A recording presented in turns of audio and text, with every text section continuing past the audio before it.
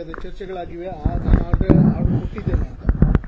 ಇಲ್ಲ, ಅದನ್ನ ನಾನು ನಿನ್ನೆ ಮೈಸೂರಲ್ಲಿ ಯಾರೋ ಪಬ್ಲಿಕ್ ಅಲ್ಲಿ ಯಾರೋ ಕೇಳಿದಾಗ ಹಿಜಾಬ್ ವಿಚಾರನ ಮಾನ್ಯ ಮುಖ್ಯಮಂತ್ರಿಗಳು ಈ ತರ ಹೇಳಿದ್ದಾರೆ. ನಾನು ಅವ್ರ ಜೊತೆಗೆ ನಾನು ಚರ್ಚೆ ಮಾಡಿ ನಾನು ಹೇಳ್ತೀನಿ. ಆಮೇಲೆ ಅದ್ರ ಪೂರಕವಾಗಿ ಅವ್ರು ಹೇಳಿದ್ದಾರೆ. ಅದು ಆದ್ಮೇಲೆ ನಾನೀಗ ಪಂಜೆ ಹಾಕ್ತೀನಿ, ನಾನು ಶರ್ಟ್ ಹಾಕ್ತೀನಿ, ಅದು ನನ್ನ ಫ್ರೀಡಮ್ಮು. ನಾನು ಕೆಲವರು ಊಟದ ವ್ಯವಸ್ಥೆಯಲ್ಲಿ ಡಿಫ್ರೆಂಟ್ ಆಗಿರ್ತದೆ, ಉಡುಗೆ ತೊಡುಗೆಯಲ್ಲಿ. ಇದು ಸ್ಕೂಲ್ ಇರೋದ್ರಿಂದ ಅದಕ್ಕೊಂದು ಲಿಮಿಟೇಷನ್ಸ್ ಇರ್ತದೆ. ಅದಕ್ಕೆ ಲಿಮಿಟೇಷನ್ ಅಂದ ತಕ್ಷಣ ನಾವು ಧರ್ಮನೂ ಒಂದು ಕಡೆಗೆ ರೆಸ್ಪೆಕ್ಟ್ ಕೊಡಬೇಕಾಗ್ತದೆ, ಎಲ್ಲದೂ ಕೂಡ. ಅದಂದ ತಕ್ಷಣ ಈಗ ನೀವು ಕೇಳಿದ್ರಲ್ಲ, ಇಲ್ಲ ಹಂಗಾದ್ರೆ ಬೇರೆಯವರು ಬೇರೆ ತರ ಉಡುಗೆ ತೊಡುಗೆ, ಇದನ್ನೆಲ್ಲ ಡಿಸ್ಕಸ್ ಮಾಡಿ ಮಾನ್ಯ ಮುಖ್ಯಮಂತ್ರಿಗಳ ಜೊತೆ ಚರ್ಚೆ ಮಾಡಿ ಒಳ್ಳೆ ಡಿಸಿಷನ್ಸ್. ಈಗಾಗಲೇ ಬಿಜೆಪಿಯ ನಾಯಕರುಗಳು ಸರಣಿ ಟ್ವೀಟ್ಗಳನ್ನ ಮಾಡ್ತಿದ್ದಾರೆ. ರಾಜ್ಯ ಸರ್ಕಾರಕ್ಕೆ ಮಾಡುವುದಕ್ಕೆ ಬೇರೆ ಯಾವ ಕಾರ್ಯ ಇಲ್ಲ, ಆ ಕಾರಣಕ್ಕಾಗಿ ಮುಸ್ಲಿಮರನ್ನ ಅಥವಾ ಮೈನಾರಿಟಿಯನ್ನ ಮೆಚ್ಚಿಸುವ ಕಾರಣಕ್ಕಾಗಿ ಈ ರೀತಿಯಾದ ಈ ಬಿಜೆಪಿಯವರಿಗೆ ನಾನು ಒಂದ್ ಮಾತು ಹೇಳಲಿಕ್ಕೆ ಇಷ್ಟಪಡ್ತೀನಿ. ಇಡೀ ರಾಜ್ಯದಲ್ಲಿ ಎಲ್ಲಾ ಬಿಜೆಪಿ ನಾಯಕರು ಸೋತಿರೋರು ಗೆದ್ದಿರೋರು ಎಲ್ಲರೂ ಸೇರಿ ಎಂತದು ವೀಕ್ಷಣೆಗೆ ಹೋಗಿದ್ರು. ವೀಕ್ಷಣೆಗೆ ಹೋದಾಗ ಯಾರಿಗೆ ಕೊಟ್ರಂತೆ ರಿಪೋರ್ಟು? ಕ್ಯಾಪ್ಟನ್ ಲೆಸ್ ಆಗಿದ್ರು 6 ತಿಂಗಳು. ಅಶೋಕ್ ಅವ್ರು ಬಂದಿದ್ದಾರೆ. ಅಶೋಕ್ ಅವ್ರು ಬಂದ್ಮೇಲೆ ಏನೋ ಒಂದಿಷ್ಟು ಕೈ ತುಂಬಾ ಕೆಲಸ ಸಿಕ್ತು. ಹೋಗ್ಲಿ ಡೆಲ್ಲಿಗೆ ಹೋಗಿ ಕೊಡ್ಲಿ ಎಂಪಿ ಅವರಿಗೆ. ಎಂಪಿಗಳು ಹೋಗ್ಬಿಟ್ಟು ಮಾತಾಡ್ಲಿ. ಮಾನ್ಯ ಮುಖ್ಯಮಂತ್ರಿಗಳಿಗೆ 3 ತಿಂಗಳಾದ್ಮೇಲೆ ಬರ ಪರಿಹಾರದ್ದು ಕೇಳಕ್ ಹೋದ್ರೆ 3 ತಿಂಗಳಾದ್ಮೇಲೆ ಸಮಯ ಕೊಟ್ಟಿದ್ದಾರೆ ಅಂತ ಹೇಳಿದ್ರೆ ಯು ಶುಡ್ ಸಿ. ಇದನ್ನೆಲ್ಲ ನೀವು ಅರ್ಥ ಮಾಡ್ಕೊಳ್ಬೇಕಾಗುತ್ತೆ. ಉಡುಗೆ ತೊಡುಗೆದು ನಾನು ತಮಗೆ ಒಂದು ಸ್ಪಷ್ಟವಾಗಿ ನಾನು ಹೇಳಲಿಕ್ಕೆ ಇಷ್ಟಪಡ್ತೀನಿ. ಮಾನ್ಯ ಮುಖ್ಯಮಂತ್ರಿಗಳು ಮುಂಚೆಯಿಂದನೂ ಕೂಡ ಎಲೆಕ್ಷನ್ ಪೂರಕವಾಗಿ ಇದು ಡ್ರೆಸ್ ಕೋಡ್ ಇದೆಲ್ಲ ಅವರಿಗೆ ಬಿಡಬೇಕು. ಆ ಧರ್ಮದ ಅವರು ಫ್ರೀಡಮ್, ಅದು ನಾವೆಲ್ಲ ಅದನ್ನ ಹಂಗೆ ರಿಸ್ಟ್ರಿಕ್ಟ್ ಮಾಡಬಾರ್ದು, ನಿಷೇಧ ಮಾಡಬಾರ್ದು ಅಂತ ಹೇಳಿ ಹೇಳಿದ್ದಾರೆ. ಕೋರ್ಟಿಗೆ ಹೋಯ್ತು, ಎಲ್ಲ ಆಯ್ತು. ಈಗೆಲ್ಲ SDMs ಅವರು ನೀವೇನ್ ಡಿಸಿಷನ್ ತಗೊಳ್ತಿರೋ ನೀವು ತಗೊಳ್ಳಿ ಅಂತ. ಈಗ ಮಾನ್ಯ ಮುಖ್ಯಮಂತ್ರಿಗಳಿಗೆ ಯಾರೋ ಪಬ್ಲಿಕ್ ಅಲ್ಲಿ ಒಂದು ಮಾತು ಕೇಳಿರೋದ್ರಿಂದ, ಅದನ್ನ ಹೇಳಿರೋದ್ರಿಂದ ನಾನು ಒಂದು ಮಾತನ್ನು ಹೇಳಲಿಕ್ಕೆ ಇಷ್ಟಪಡ್ತೀನಿ. ಮಾನ್ಯ ಮುಖ್ಯಮಂತ್ರಿಗಳ ಜೊತೆ ಚರ್ಚೆ ಮಾಡ್ತೀನಿ. ಅವ್ರ ಡೈರೆಕ್ಷನ್ಸ್ ಏನಿರ್ತದೆ, ಇದು ಬರೀ ಶಿಕ್ಷಣ ಇಲಾಖೆ ಅಲ್ಲ, ಇಡೀ ಕೆಲವು ವ್ಯವಸ್ಥೆ ಬರ್ತದೆ. ಆ ವ್ಯವಸ್ಥೆಯಲ್ಲಿ ಮಾಡಬೇಕಾಗ್ತದೆ. ಇದ್ರದ್ದು ಏನೇನು ವಿಚಾರ ಆಚಾರಗಳನ್ನೆಲ್ಲ ತಿಳ್ಕೊಂಡು ನಾನು ತೀರ್ಮಾನ. ಸುಪ್ರೀಂ ಕೋರ್ಟ್ ಅಲ್ಲಿ ಇರೋದ್ರಿಂದ ಸರ್ ಇದನ್ನ ಸರ್ಕಾರ ವಾಪಸ್ ಪಡೆಯಲಿಕ್ಕೆ ಅವಕಾಶ ಸಿಗುತ್ತಾ?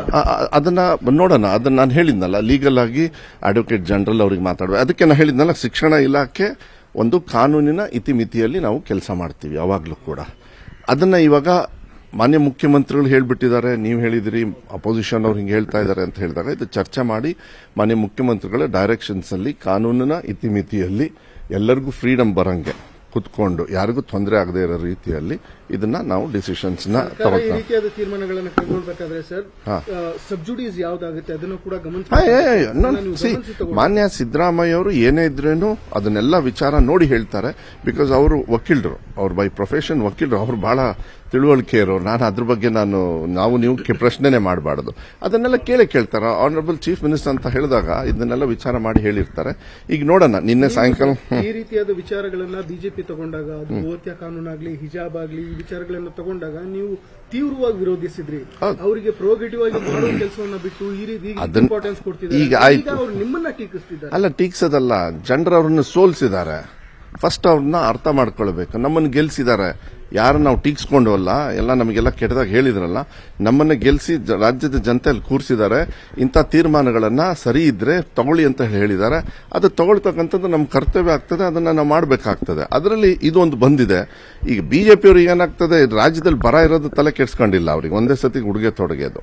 ನಾನು ಒಂದು ಮಾತನ್ನ ಹೇಳಲಿಕ್ಕೆ ಇಷ್ಟಪಡ್ತೀನಿ. ಎಲ್ಲರೂ ರಾಜ್ಯದ, ಯಾಕೆಂದ್ರೆ ಮಕ್ಕಳು ಇರ್ತಾರೆ, ಸೂಕ್ಷ್ಮವಾಗಿರ್ತಕ್ಕಂಥ ವಿಚಾರಗಳು, ಆಚಾರ ವಿಚಾರಗಳಲ್ಲಿ ಸ್ವಲ್ಪ ಸೂಕ್ಷ್ಮತೆ ಇದ್ದೇ ಇರ್ತದೆ ಯಾವಾಗಲೂ ಕೂಡ.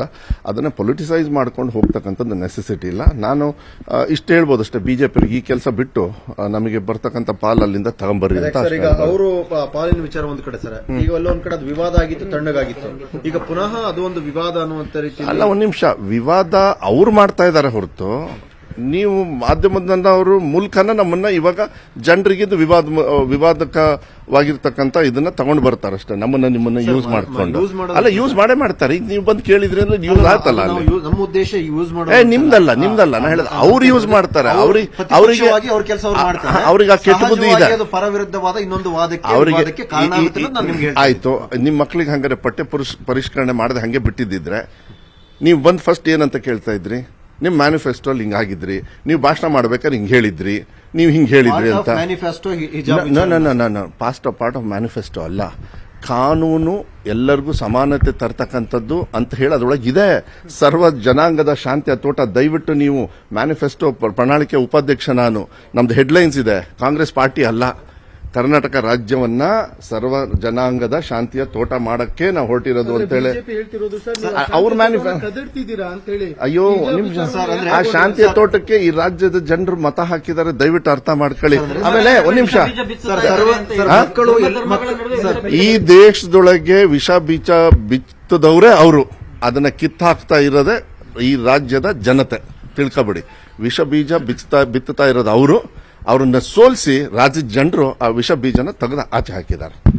ಕನ್ನಡಿಗರ ಮೆಚ್ಚಿನ ನಿಮ್ಮ ನ್ಯೂಸ್ 18 ಕನ್ನಡ ಈಗ ವಾಟ್ಸ್ಆಪ್ನಲ್ಲಿಯೂ ಲಭ್ಯ. ಕರ್ನಾಟಕ ಮತ್ತು ದೇಶ ವಿದೇಶದ 360 ಡಿಗ್ರಿ ಸುದ್ದಿ ವಿವರವನ್ನ ನೀವು ನಿಮ್ಮ ಕೈ ಬೆರಳುಗಳಲ್ಲಿಯೇ ಪಡೆಯೋದಿಕ್ಕೆ ಈ QR ಕೋಡ್ ಅನ್ನ ಸ್ಕ್ಯಾನ್ ಮಾಡಿ. ನಮ್ಮ ಚಾನೆಲ್ ಅನ್ನ ಫಾಲೋ ಮಾಡಿ, ನೋಟಿಫಿಕೇಶನ್ ಆನ್ ಮಾಡಿ.